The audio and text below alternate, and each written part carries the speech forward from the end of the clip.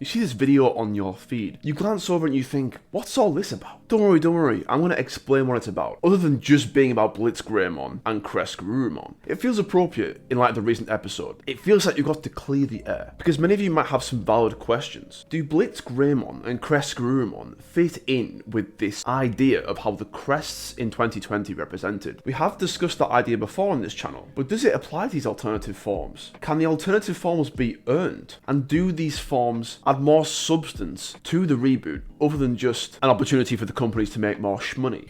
Yeah, boy. Money. Today we'll discuss all of these things, whether you're a hardcore fan or a casual watcher who doesn't really understand why these alternative forms happen in the first place. Let's smoothen things out. I hope you enjoyed the video.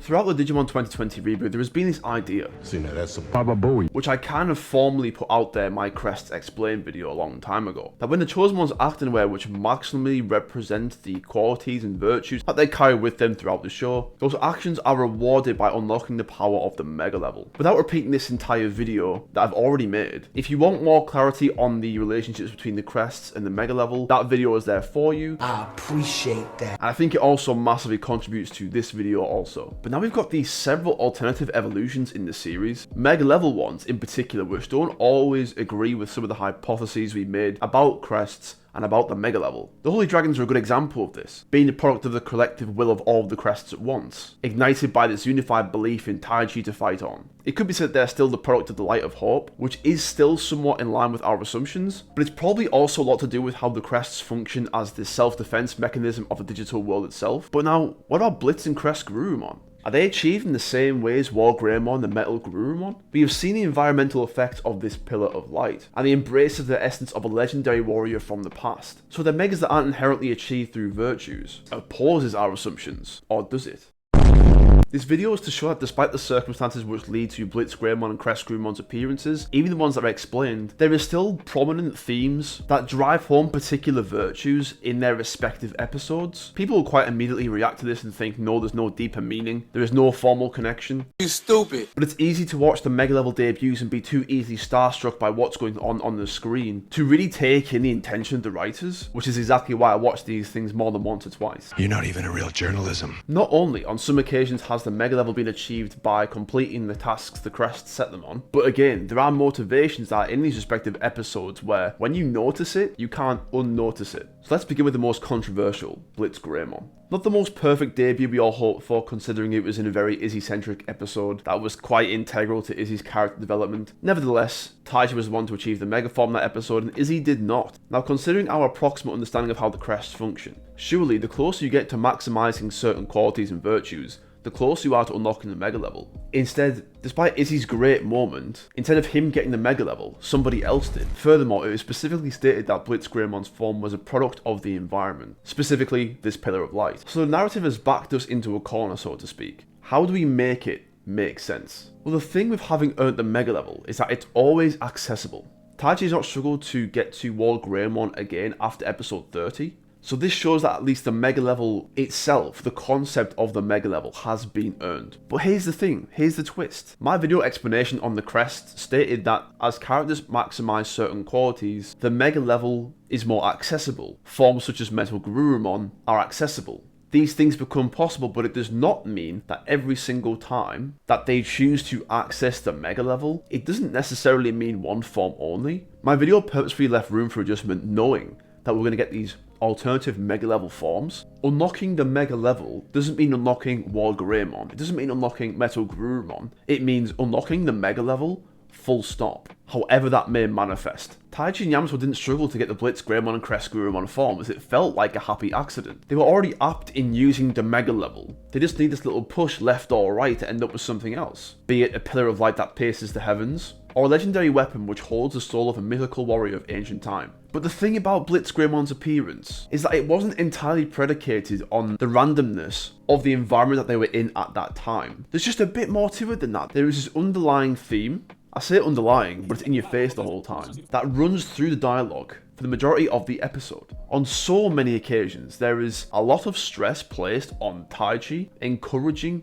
Izzy. There is in fact a sense of irony that instead of Taichi conjuring up his own courage, instead in this episode, He is encouraging someone else. And Blitz Greymon appears in this episode. I believe this isn't a coincidence. Granted, it'll be harder to convince you of something when there's already a perfectly sound explanation there as to why Blitz Greymon happened. But is it really surprising that the minute Taichi finds courage in someone other than himself, he achieves a different mega level? I argue there's more to this. The timing, the symbolism of Taichi and Izzy rushing up the pillar together, both touching the pillar at once. Atlas Kabuterimon being electrical Digimon, Blitz Greymon being electrical form. There's just so many coincidences we don't really need to write them off. On top of Taichi hammering away encouragement at Izzy the entirety of the episode, and therefore this left and right push we spoke about earlier. I believe it was not only the environment which caused Blitz Greymon, but simultaneously having this inverted sense of courage, giving courage to someone else rather than conjuring it himself.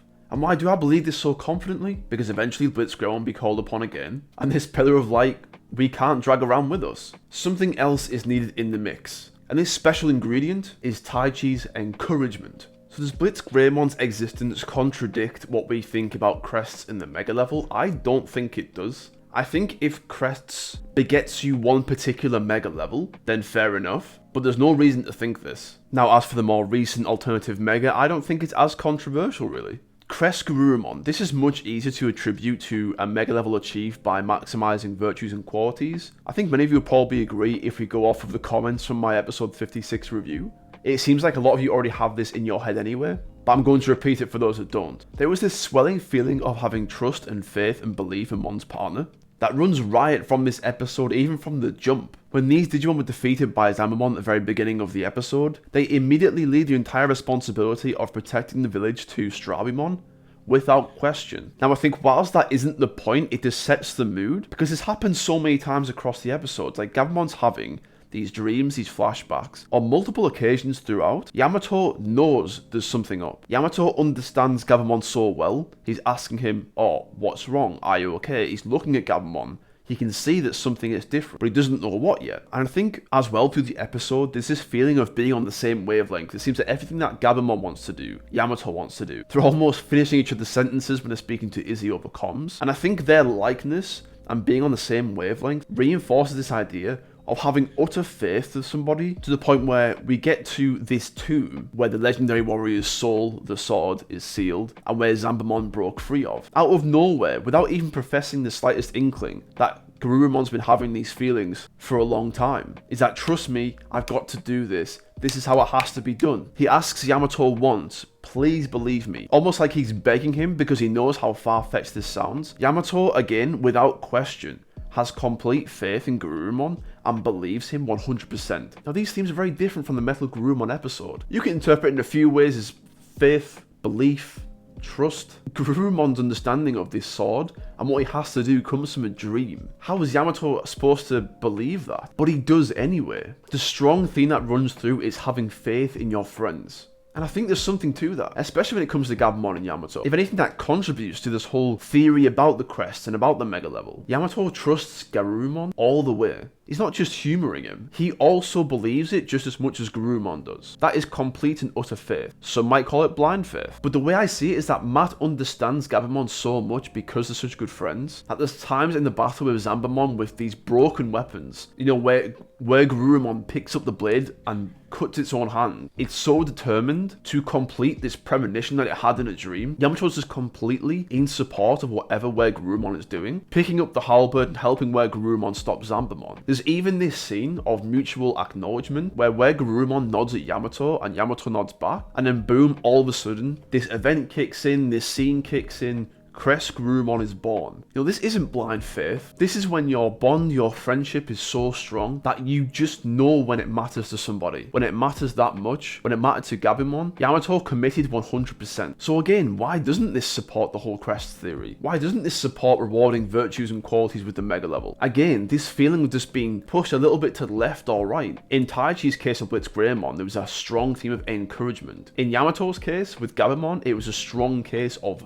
full belief, committing and being faithful to your friend. So if I was to chalk it up, I would say it's encouragement and faith. Episode 36 and episode 56. Now, if you disagree with me, I highly recommend you go back and watch the episode, not because you just skip things, you miss things, you overlooked on things. If you know what to look for, all of a sudden, it's hard to unnotice that. And yes, I don't think it's a coincidence that these things happened in the same episodes. We got these alternative mega forms. Yes, there are pragmatic explanations as to why they happened, but the point being there's no reason why both can't be true at the same time. They don't contradict. The environment and circumstances certainly help, but there's going to be a point where we need these forms again, and it has to be a reason other than just the environment and circumstance which got them there, because we can expect to see them again without such things. But you guys let me know what you think of these theories of the alternative megaforms in relation to my Crest Explained video. But nevertheless, I hope you enjoyed this explanation. I am confident that these alternative forms do not in any way contradict how we understand the crests and the mega level. They can go hand in hand. They don't have to go hand in hand, but they definitely don't contradict each other, which I think is the most important point. These forms aren't inconsistencies in the writing with the crests and the mega level. And I hope that's a takeaway that you have from this video, as intended. Thank you so much for watching. Please like, comment, and subscribe. If you made it this far through the video, I really appreciate it. Plenty more videos coming to this channel. Don't miss the episode 57 review on Sunday this week. Keep your belt on, but most importantly,